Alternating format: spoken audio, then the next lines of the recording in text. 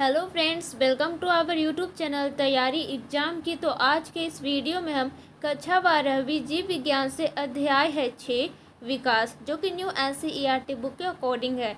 तो हम 5 अंक का स्तरीय प्रश्न देख रहे हैं। परीक्षा में यहीं से प्रश्न आएंगे, तो वीडियो को एंड तक देखें। चैनल पे नए हैं तो चैनल को सब्सक्राइब करके बेल आइकन को प्रेस कर दें, ताकि हमारे और भी आने वाले वीडियो नोटिफिकेशन सबसे पहले आप सभी तक पहुँच सके। यदि आप लोग ओल्ड सब्सक्राइबर हैं तो चैनल को ज्वाइन कर सकते हैं बिहाइंड द सीन वीडियोज़ के लिए। तो चलिए स्टार्ट करते हैं।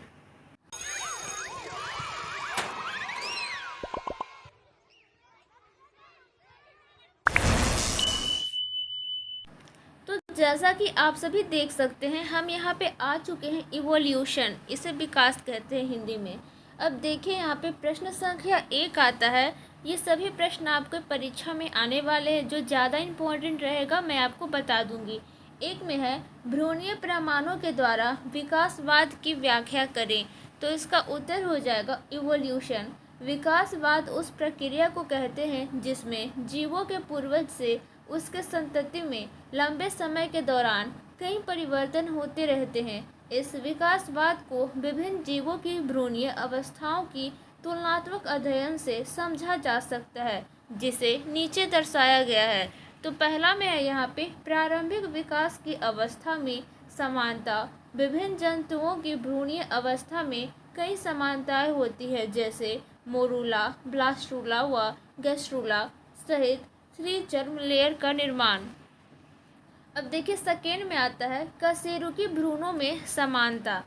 जो देखिए, कई कशेरुक जो होते हैं भ्रूण, जैसे मछली, उभयचर तथा चिक, बहुत हद तक समान होते हैं एक दूसरे से, जैसे गिल क्लेफ्ट की उपस्थिति, पूंछ इत्यादि। थर्ड में आता है कशेरुकी अंग का विकास। कई कशेरुकी अंग जैसे हृदय, मस्तिष्क, वृक्क विकासवाद का सही रास्ता दर्शाता है। साथ ही कशेरुकी के कॉमन एंसेस्ट्री को भी समर्थन करता है।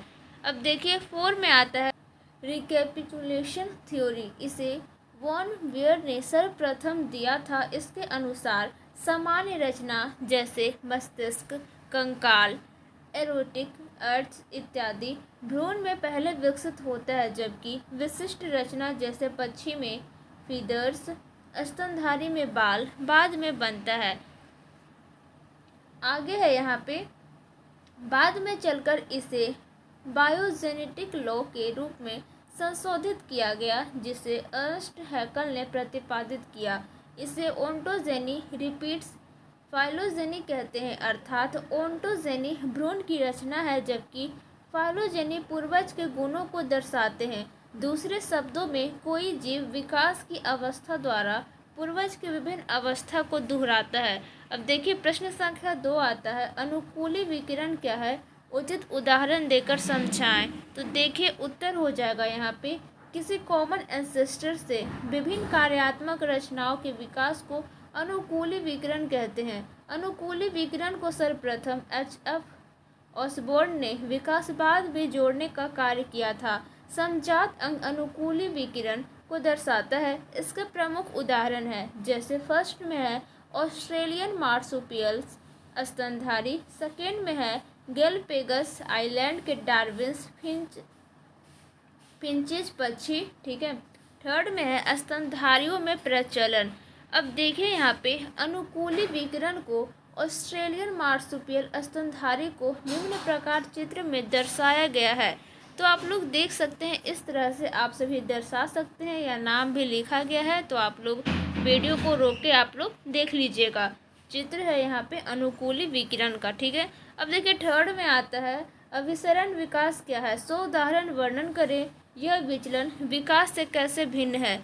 तो उत्तर हो जाएगा यहाँ पे असमान, यानी कि अनरिलेटेड जीव समूहों में समान अनुकूली क्रियाशील की रचनाओं विकास को अभिसरण विकास, या इसे इंग्लिश में एडेप्टिव कन्वर्जेंस कहते हैं।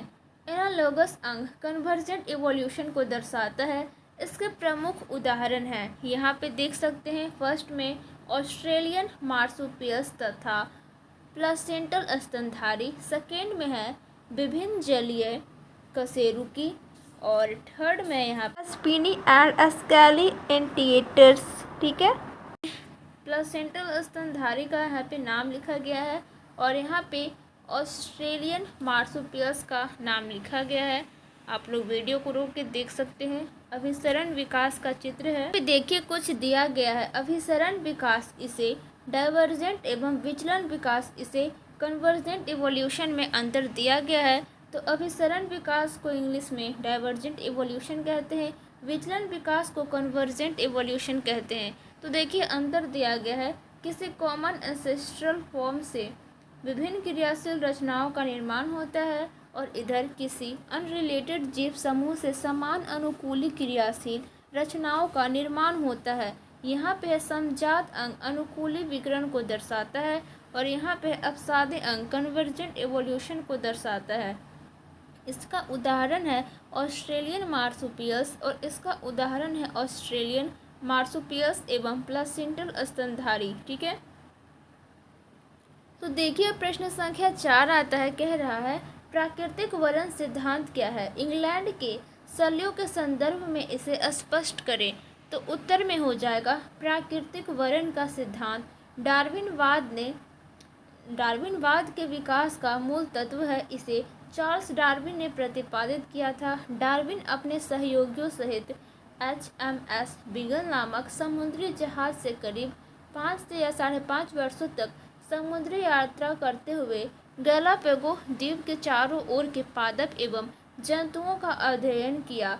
इसी क्रम में कई आश्चर्यजनक विविधता देखी। फिर यात्रा से लौटकर डार्विन ने ओरिजिन ऑफ स्पीसीज नामक पुस्तक प्रकाशित की, जिसमें प्राकृतिक वर्ण पर आधारित विकास के सिद्धांत का वर्णन किया, जो निम्नलिखित है। अब देखिए 4 का उत्तर यहाँ पे दिया गया है। फर्स्ट में है जीवों में प्रजनन की प्रचुर क्षमता होती है, परंतु सबके सब जीवित नहीं रह पाते हैं। सेकंड में है अस्तित्व के लिए संघर्ष, सीमित संसाधनों के कारण जीवों को अपने अस्तित्व को बचाने के लिए संघर्ष करना पड़ता है। थर्ड में आता है सर्वाइवल ऑफ फिटेस्ट, जो जीव सक्षम होते हैं प्रकृति उसे ही वर्ण करती है, असक्षम को अस्वीकार कर देती है। फोर में आता है रचनात्मक या कामिक अनुकूलन, इसके लिए विभिन्न प्रकार की भिन्नताएं आ जाती है जो पीढ़ी दर पीढ़ी जाते रहती है, वंशानुगत उपार्जित गुण करते हैं। अब देखिए 5 में आता है यहाँ पे नई प्रजातियों की उत्पत्ति, फिर धीरे धीरे ये गुण काफ़ी भिन्न हो जाते हैं जिससे नई प्रजातियों की उत्पत्ति होती है। अब देखिए यहाँ पे इंग्लैंड में शल्यों का अवलोकन प्राकृतिक वर्ण सिद्धांत का एक अच्छा उदाहरण है। औद्योगिकीकरण के पूर्व 1850 ईस्वी के पहले पेड़ों पर श्वेत पंखी शल्य यानी कि व्हाइट मॉथ्स हैं की संख्या गहरे वर्णों के शल्य की अपेक्षा अधिक थी, परंतु जब औद्योगिकीकरण आया तो उससे धूल कण बहुत निकलता है, तो उसके पश्चात 1920 ईस्वी के बाद गहरे रंग के मॉथ्स की संख्या अधिक थी। इसके स्पष्टीकरण में कहा गया कि औद्योगिकीकरण के पूर्व पेड़ों पर श्वेत लाइकेन की आड़ में श्वेत शल्य छिप जाते थे, जबकि औद्योगिकीकरण पश्चात प्रदूषण के कारण पेड़ों पर कालिख का परत जमते चला गया। इस कारण श्वेत शल्य का शिकार बढ़ते चला गया तथा काले भूरे शल्य बच गए और इनकी संख्या बढ़ती चली गई। तो NCERT बुक में इसे बहुत अच्छे से बताया गया है पिक्चर के साथ। आप लोग नहीं पढ़े हैं तो रीड कर लीजिएगा, ठीक है, आपको अच्छे से समझ में आ जाएगा। अब देखिए प्रश्न संख्या 5 आता है औद्योगिक अतिकृष्णता यानी कि इंडस्ट्रियल मिलेनिज्म क्या है, इसे उदाहरण सहित समझाएं।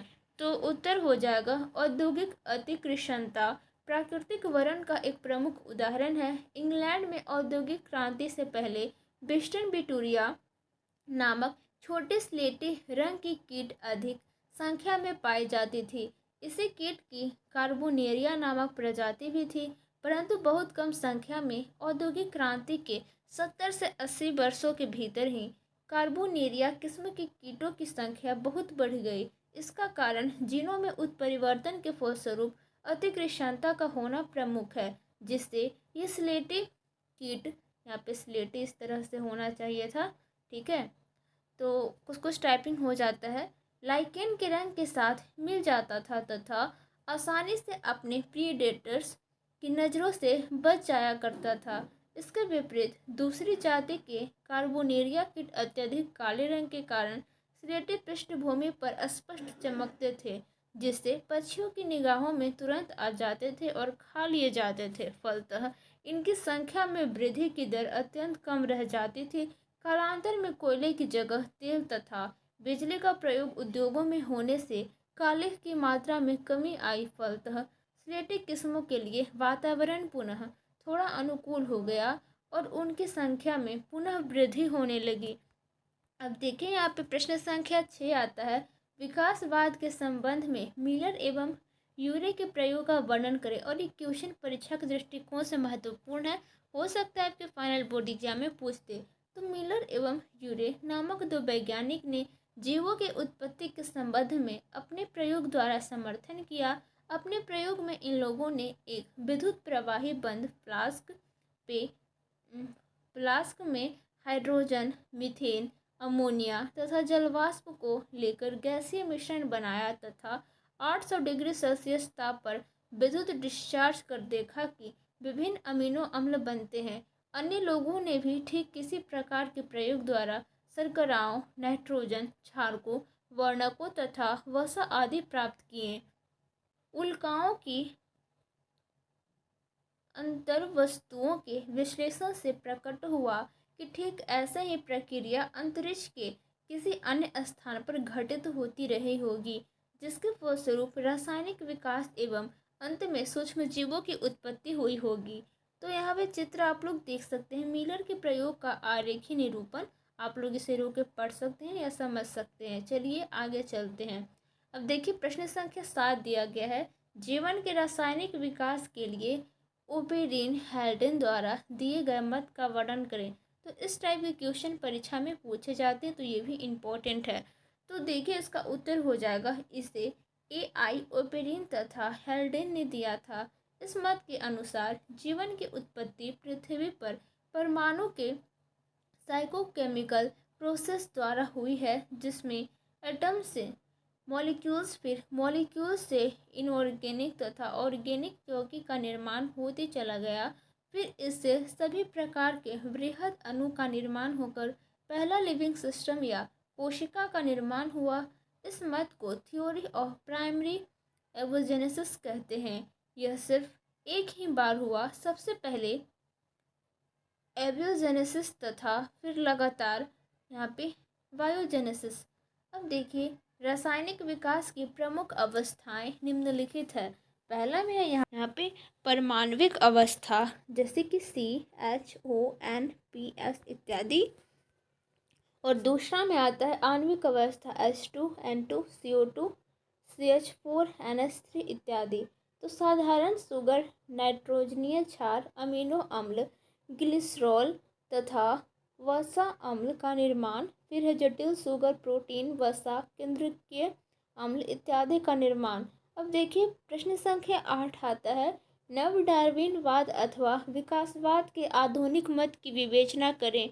तो उत्तर हो जाएगा नव डार्विनवाद का मत डार्विनवाद के प्राकृतिक वर्णन के मूल मत का ही विकसित रूप है। इसके द्वारा डार्विनवाद की खामियों को दूर किया गया है। नव डार्विनवाद के प्रमुख मत निम्नलिखित है। पहला में है विभिन्नताएं, दूसरा में प्राकृतिक वर्णन, तीसरा में है आइसोलेशन। फर्स्ट में आता है विभिन्नताएं। विभिन्नताएं विकासवाद को प्रभावित करते हैं, जो प्रजनन कोशिकाओं के आनुवांशिक मशीनरी में विकसित होने से होता है। ऐसा उत्परिवर्तन पुनर्संयोजन, आवर्जन, यहाँ पे हाइब्रिडाइजेशन तथा आनुवांशिक विचरण द्वारा होता है।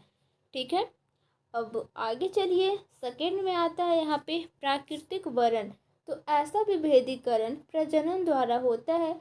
लाभकारी भिन्नताओं वाले जीव जिंदा रह पाते हैं।